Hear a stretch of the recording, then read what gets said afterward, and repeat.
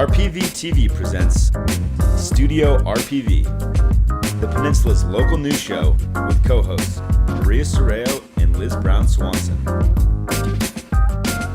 Hello, everyone. Welcome to Studio RPV. I'm Maria Serrao. And I'm Liz Brown Swanson. Happy springtime. This is Earth Month for April. That's right, We are Liz. hopping here at RPV TV. From the land to the ocean, Rancho Palos Verdes, one of the most beautiful places on the earth, that's for sure. Such a beautiful time to get out, enjoy our beautiful outdoors in our city. Also celebrating Earth Day on April 22nd. We have lots of activities and festivities Lots to share. of activities, Liz? Yeah, excellent time to be had by everybody. Cool. We're going to be talking to you later on about our city's annual egg hunt that's held every year. And I know that you also snuck over to the Terranea Resort, so we're going to see that too. Terranea, our amazing resort. We're one of the most incredible place to enjoy nature, right? To That's get out right. on the trails there, take it all in and explore the beauty there. And they also have some really fun Earth Day activities coming up we're going to talk about. Yeah. And also, right now, get out in our city's preserve and on the trails. And even though there's Good time. a lot of trails still closed because of the landslide, there's still plenty of Many open. miles to get out there and enjoy. We're going to have coming into our studio the woman that's in charge of our city's open space, our trails manager, Lozano, along with senior One of our park rangers, that's right. So don't go anywhere. You're watching Studio RPV, and we will be right back. Hello, I'm Rancho Palos Verdes Mayor Paul Serrao. I'm inviting you to join me each month for coffee with the mayor. Now, it's a chance for you to come and connect and find out what issues in the city matter to you most. Hopefully, you join me the next coffee, and we'll have a free mug for you when you arrive. So check out the time and place on the screen or on the city website at rpvca.gov. Remember, we're RPV together. Welcome back to Studio RPV. Joining us now is RPV's Recreation and Parks Open Space Trails Manager, Katie Lozano, and Senior Park Ranger, Taylor Fox. This is a busy time for both of you. Thanks so much for being here today. So I want to welcome you here. I was yesterday out in the field with Taylor, out there on the trails. I just want to thank you and your team for all you're doing to keep our preserve, our trails looking so beautiful, and especially also the landslide impacted areas. Talk about right now the latest with the conditions out there on the trails and in our parks. Yeah, and thank you so much for having us. Sure. So conditions out on the trails, we currently have about 12.5 miles of trails closed due to land movement. We recently reopened 3.5 miles in the Portuguese Bend and Filiorum areas. Those sections were not affected by land movement in that footprint. So that is something that we're very happy to present that we opened in December. We do also have 3 of our public beaches closed because of that land movement as well: Abalone Cove, Sacred Cove, and the beach below east of Sacred Cove, below that archery range area. All right, as we were exploring more about what you do, Taylor, how about the history of the entire Ranger program? Because I know that over time the need has grown to have people out on our trails in our 1,500-acre preserve, 50 miles of trails. Give us a little more of the history of the program. Yeah, so around 2018, we were observing an increase in use, and we were hearing about it from the public and how they were impacted. And at that time, we thought it's probably a very good idea to start understanding our usage in the preserve and how it's impacting the habitat. And so we started installing trail counters within our open space areas. We currently have 7 trail counters. Yeah, how do they work, the counters? So some of them only track pedestrian use, but some of them can actually track pedestrian, equestrian, and mountain bike use. And they're not exactly accurate, but what they do is they measure trends and they give us a rough idea of how many people are using certain open space areas. We put them up at Burma Road Trail and Rattlesnake Trail up in the Del Cerro area, because those are some of, in the past, our heaviest used areas before they were closed due to landslide damage. And at that time, around 2019, we were noticing about 250,000 people were visiting those 2 access points to the preserve. And so we started installing them in other locations just to get an idea of the use level, the impacts on habitat, the impacts on our community and neighbors, and they've been really helpful. So they did tell us that we are getting a lot of use, and they help us manage the preserve. I had no idea the numbers were that big. Oh, yeah. And one thing we want to add right now that you've seen an increase in, going from our visitors to our creepy crawlers, the snakes out there. Rattlesnakes. We are now, our city's working on doing some public service announcements with your team because this spring is in the air and the rattlesnakes are coming out. And so you need to let the residents, our visitors, know what to do when they see a rattlesnake. Yes. And Taylor, we Right. even did a couple of years ago, we did a seminar with you guys showing Yes. all of the rangers how to handle the snakes. And it was so interesting because they brought a snake, so it was an actual hands-on That's right. demonstration. But what can the public do? What should they do if they see a snake? Yeah, so what folks need to know is that snakes aren't out there to get you. You know, they're part of the ecosystem here, and each snake kind of acts in a different manner. So, for example, rattlesnakes, you know, they're not out in the open, generally speaking. They're usually over in the brush, off trail, as with many other snakes. And so that's why it's important to stay on trail at all times. Right. We don't want folks going through the brush and finding any surprises out there. So snakes are generally stay away from the trails. They don't like conflict and contact with humans, but that sometimes can happen where you see one on the trails, and you just need to stay calm and give them space. And they generally are going to move by and move past, quickly to get away from a human. So Right. And should someone report it Yeah. if they see it? Do you want to hear, like I was on the Three Sisters Trail or out of Forestall and I saw a rattlesnake? Do you want them to call and let you know? Does that something that's helpful? It's important to know that rattlesnakes are going to be out in the preserve daily. But what we do want to pay attention to, if there's maybe abnormal activity or there's a lot of rattlesnake activity on a certain trail, then we can maybe put out some precautionary signs. Right. Or if there's an injured or a sick animal that may be more dangerous or acting abnormally. But know that they are normal. They're going to be out there. If you want to let us know, that's great. It helps us monitor. Right. I know that there was, unfortunately, it's been in the news where they've had Yeah, several a couple. fatal rattlesnake attacks in Ventura County, which is one thing that we started talking about this more. If someone is bit, they need to call 911. Yeah. Absolutely, because 911 will be able to offer you the locations that have the anti-venom medication. So that is absolutely what you do. But you've had to remove them. I mean, you deal with them, the rangers. You know how to safely do that. that's right. So it was alluded to that we had some classes in the past, Right. and so we bring out experts, and our team gets trained on that, and that's a service that kind of we provide in the preserve and in the parks. It's not something that where you travel the whole city to do that. But yes, safely relocating a rattlesnake or any other type of snake back to their habitat zone if they're being particularly stubborn or they're in a spot that's just attracting so much attention from the public. Right. Now, Maria, their crew is very hardworking. We were out on Three Sisters Trail where they're doing Yes. brush clearance and all that. And so we're going to take a quick break and meet some members of the open space management team. So let's join them on the trails. Hi, I'm Raz Palma. I'm a park ranger with the city of Rancho Palos Verdes. So I grew up locally here in Rancho Palos Verdes, and I'm looking forward to serving the community in the great outdoors.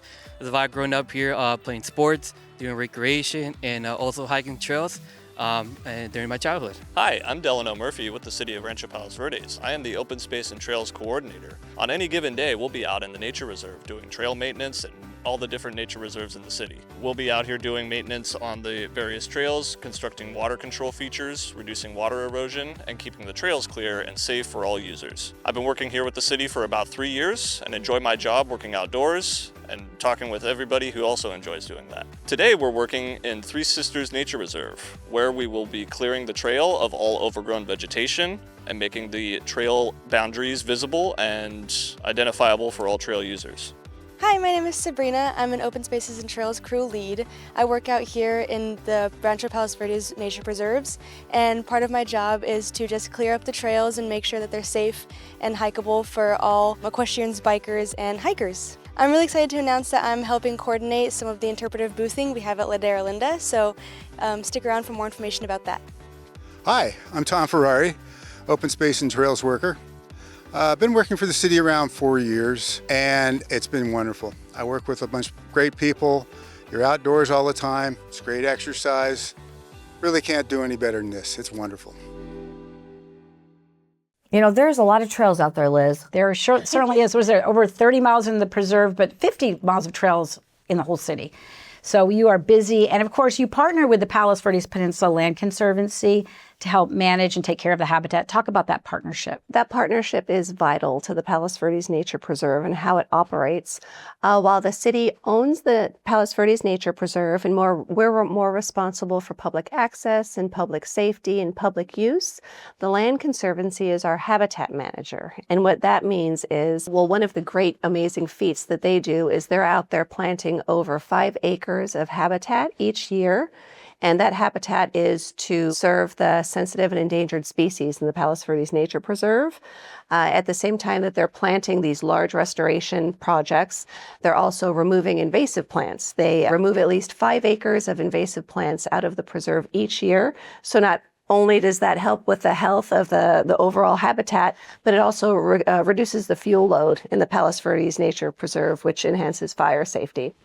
In addition to all that planting and removing of invasive plants, they're also busy monitoring the endangered species and the health of the habitat. Like the Palos Verdes blue butterfly. That's Absolutely. right. Absolutely. You're out there doing all that. And we always talk about the goats. We love the goats, and they really help with brush clearance. It's amazing. Amazing program. Because April is Earth Month, and we're focused on what our city does out there to protect our environment and have so many wonders of nature for all of us to enjoy. I don't know if you want to expand on what you feel like our city's commitment is to really protecting the environment. Fuel modification or creating defensive space is a very important role, and it takes place, the majority of the defensive space has to be cleared within the Palos Verdes Nature Preserve, because that's where a lot of the city's open space and vegetation is. So it's actually the Public Works Department that takes the lead in clearing the vegetation for a defensible space. And what they do is they use a combination of goat grazing and manpower using handheld tools, and they clear 200 feet from habitable structures, and a lot of that clearance is in the preserve. Right. I want to add to our residents on EDCO, right now April is brush clearance month, so everybody has like extra dates that you can for your brush clearance, so you can go on the city website to find out when during the month of April that your brush clearance day is and all of that. So Katie, tell us about some projects you're excited about that are coming up soon. We have some exciting projects coming up. One is we were just informed that we received a $500,000 grant from the LA County Regional Park and Open Space District. Congratulations. Yeah, it's great. Thank you. It's going to be for the design of a connector trail that we've been waiting a long time for. The connector trail will connect Philly-Orem Reserve with Three Sisters Reserve, so increasing access in that area. It's important to note that the grant that we went for the grant for the design of this trail, not yet the construction, because this trail is located in a pretty complicated area. There are loose soils, not necessarily conducive to a trail. It's going to have to traverse a significant canyon. And we want to build a trail that can be usable and accessible by hikers, mountain bikers, and equestrians. So there's going to take a lot of coordination to make sure it's safe and usable and enjoyable by everyone. But we're really excited, and we're going to kick the project off this spring. So much goes into it that we don't even think about, that's for sure. All right, this is a good opportunity to remind our residents and visitors on the trails what they can and can't do. I know when we were out on the trails, we noticed some horses galloping above us, and you said, oh, they're not supposed to be there. So tell us about what to do in those situations if we out and we see horses, and just explain to residents what they need to know about the rules. Follow the signs. Follow the signage at all times. There's closure signage posted in those areas, and park rangers are out there educating those in the preserve about these closures and why they exist and what the purpose of them is out there as well. Park rangers are issuing citations in those closed areas too for folks that are found. So please always read the signage and stay up to date, check our websites as well. Well, it's for their safety and the animal safety as well. So it's so important. I'd love to add some trail closures are in place for public safety, but also some to protect the habitat. We have 2 endangered species in the preserve and 1 federally threatened species. Our federally endangered species are the El Segundo blue butterfly and the PV blue butterfly. And then our federally threatened species is the California gnatcatcher. And so we have specific breeding seasons for each of these species during which it's especially important to stay on trail and not go off into the habitat. You can disturb them during their reproductive seasons. For the gnatcatcher, they're nesting now, mid-February through the end of August. The PV blue butterfly, its flight season when it's reproducing is January through May, and the El Segundo blue butterfly is reproducing. Its flight season is mid-June through early September. And how incredible that all the restoration work that's going on in our nature preserve is really bringing these species back. So thank you for that. Yeah. Indeed it is. And thank you to our partners, the Land Conservancy, for all their hard work in their restoration. And before we go, is there anything else you wanted to mention about your team and what's going on with them? Sure. We were really excited, just to emphasize again, it's unfortunate we have so many trail closures and we're really looking for opportunities to reopen them. And I wanted to mention the great partnership we've had with the Land Conservancy's volunteer trail crew. While we're looking for these opportunities to repair the trails and reopening, they're out there with us hand in hand repairing the trails. And they're a big reason why we're able to open 3.5 miles of trails in December. What do they do exactly? The volunteer trail crew is out there with our city team, and they're helping us do the manual labor on the trails. So that's cutting old trail and getting it upgraded, more sustainable, putting in water mitigation features so that the trails aren't damaged by water. So they're out there with us helping to implement all of that on the trails. And a lot of people kind of don't know or maybe forget that there's a whole group of people that are out here working on the trails when you don't see it. Right. So it's great to have their help. It's hard work. I was watching it one step at a time, one rock at a time, one weed at a time, one trail at a time. It's a lot. Yes, but it's just. But you get to be outside, so that's good. Absolutely. And taking those views. Amazing. There's a trade-off, right? How fun is that? We were wrapping it up. You're really excited to give a shout out to some of your team members. You have a big team out there. So Yeah, I'd love to say thank you to our park ranger team. Our park ranger team includes Senior Ranger Taylor Fox, Park Ranger Edgar Gonzalez, Park Ranger Keith Hunter, and our newest Park Ranger, Raz Palma. Yes. Very nice. It's a great team. I know this is an impossible question, but do you have a favorite trail out there? Yeah, it's a tough question. It The is. whole preserve is beautiful and great in its own way. I always appreciate Forstall Reserve. I think it has the most native plants that are currently growing, and so that's kind of my favorite place to hike in my leisurely time. Yeah. That's so nice. What about you, Katie? My favorite is still the Alta Vicente Trail here at Alta Vicente Reserve, where the Candida Civic Center is. I like it because it has beautiful views of the ocean, of course, but it takes you right through an active restoration area that's very successful and grown in very nicely. And it's a great location, Alta Vicente Reserve. It will connect you to the California Coastal Trail if you desire, or you can take the Salvation Army Trail and connect over to the Three Sisters Reserve. So I love it for multiple reasons. Very nice. Very good. Well, this is all exciting. I can never get out, and it's just so good for you just to get out into nature and just enjoy it. And we do that well here in RPV. We know how to keep things beautiful. And thanks for all you're doing, your team. Before we go, what kind of information can we give out? Websites, things like that for people to contact you? We would love for the public to join us for our quarterly Preserve Public Forums. These are meetings we hold every quarter. We hold them with the Land Conservancy. What we're doing is we want to make sure we're being transparent and sharing information with the public on operations and how we're operating the preserve, but also it's a really valuable tool for us to get feedback from the public and public involvement in how we operate the preserve. Our next quarterly forum is going to be April 30th. It'll be here at the Candida Civic Center in the community room at 6 p.m. You can attend in person or you can attend virtually. And do people need to call you to make a reservation, or how does that work? You can visit the Open Space and Trails webpage, and you'll send us an email, and we'll make sure to send you out a link if you're choosing to attend virtually. Is that rpvca.gov? Indeed it is. Our favorite website. And those meetings are really interesting and exciting, are. and you always share all the photos from out the preserve, and you see everything that's going on. Beautiful. We try to share a lot of information. And then we also have our Trail Alerts webpage that we mentioned earlier, that it's really important for the public to check there before their hike to find out which trails are open. And that's rpvca.gov/trail alerts. And then if you want to talk to a park ranger, if you have a question on what's open or current conditions, or if you just have a random question or you see a rattlesnake, you can call our information and reporting line at 310-491-5775. And then, of course, hopefully you will see our park rangers out there, and we'd love you to say hello and meet us. That's so nice. Well, thank you so much. Good, We want to see you out on the trails, and everybody out there watching. We're going to take a quick break. Thank you so much. Yes, thanks for being here today. Thank you so much. Taylor, thanks for having us. And for all you're doing. We'll see you on the trails. Hello, I'm Senior Park Ranger Taylor Fox with the City of Rancho Palos Verdes with important information on rattlesnakes. Our beautiful open spaces are home to wildlife, including the southern Pacific rattlesnake. As temperatures warm up, rattlesnakes become more active along trails, in canyons, and sometimes in residential neighborhoods. When hiking or walking outdoors, stay on marked trails and watch where you step or place your hands. Keep pets on leash and avoid tall grass, brush, and rocky areas where snakes may rest. If you see a rattlesnake, stay calm, give it plenty of space, and slowly back away. Never try to approach, move, or harm the snake. At home, help prevent encounters by clearing yard debris, trimming vegetation, and removing places where snakes can hide. If you are bitten by a rattlesnake, seek immediate medical attention, call 911 or your local emergency number right away. Many emergency rooms have anti-venom drugs which may help you. Remember, rattlesnakes play an important role in our local ecosystem. Giving them space helps keep both people and wildlife safe. So please enjoy the trails safely and responsibly. I'm Senior Park Ranger Taylor Fox. We'll see you out on the trails.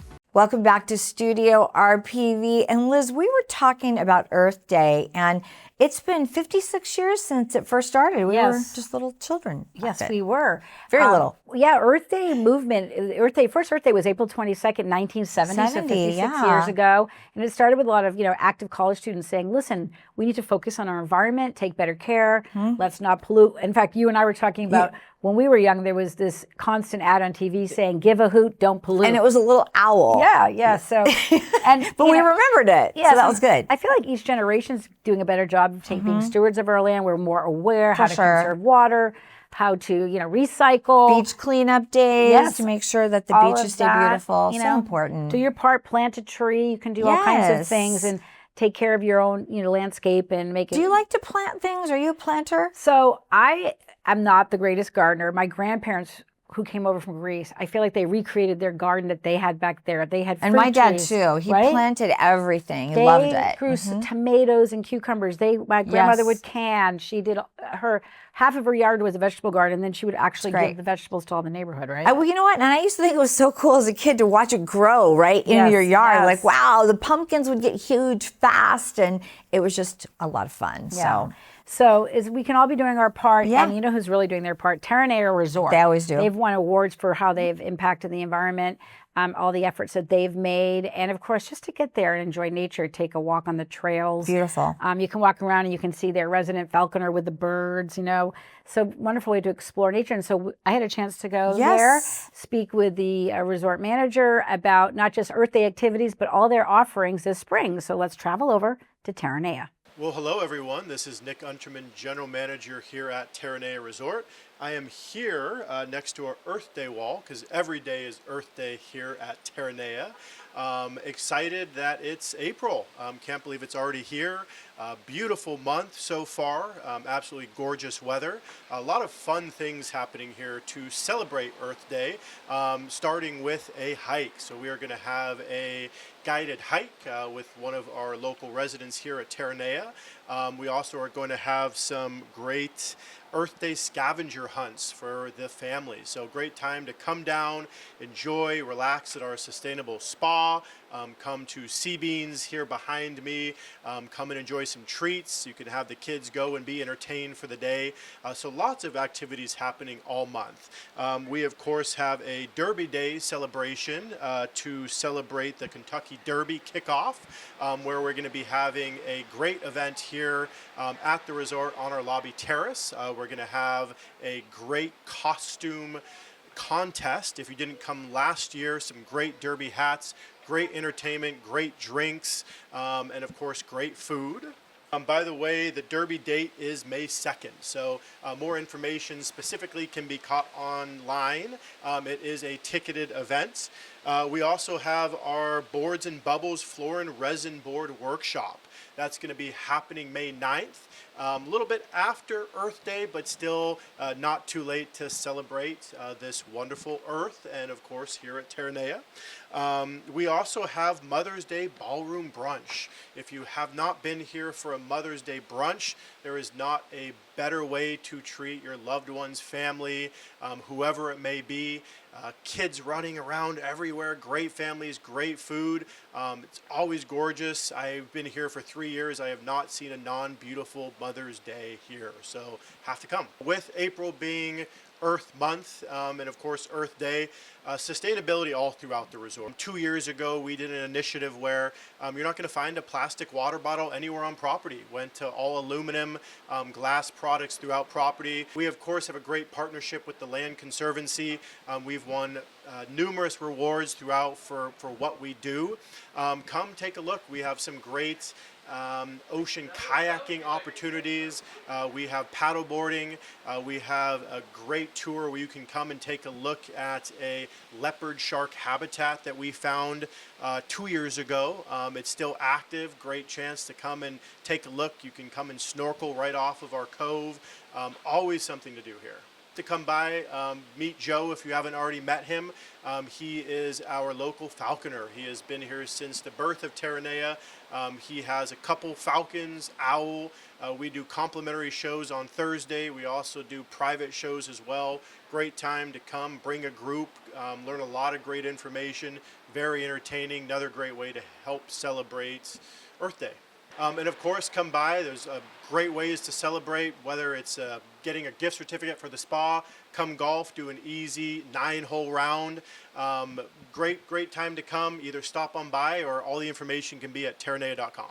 You know, Liz, really, you can enjoy Terranea every day of the year, that's for sure, because it's beautiful over there. So much to take in. Stunning. And we always have an excellent time. An excellent time, and you had that as well. We miss no holidays here at the annual egg hunt. Tell us about it. Yes, our city right here at the Kendall Civic Center brings the community and lots of little ones together to hop around and collect eggs. So let's join the fun.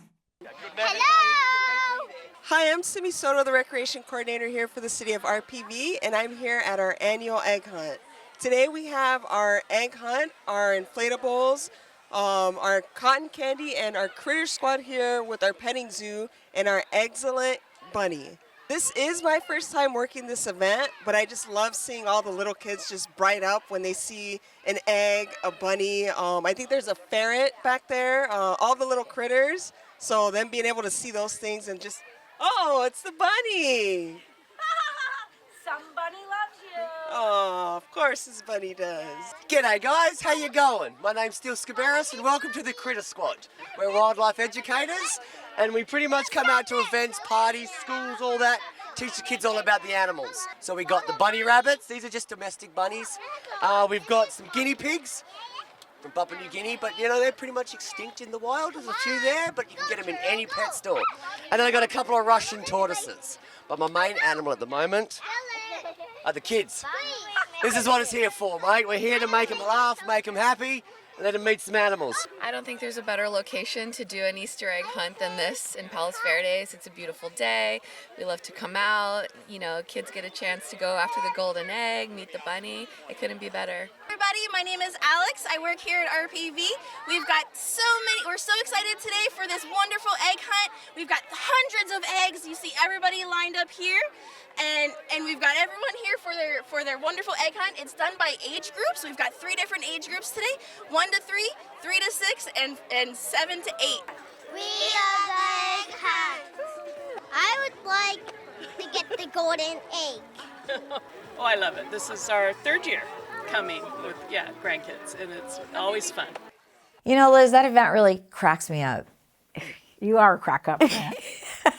And I know Mary and I were talking about how much we still wish we could go on an egg hunt. I loved going on egg hunts. An egg hunt for adults. It was so fun. Yes, we need that. So little ones and big ones, maybe. Yes. Right? Yes, absolutely. It's always fun, Liz. Well, it's always fun spending springtime with you right here in our community. I'm Liz Brown Swanson. Thanks for tuning in. I'm Maria Serrao, and we will see you next time.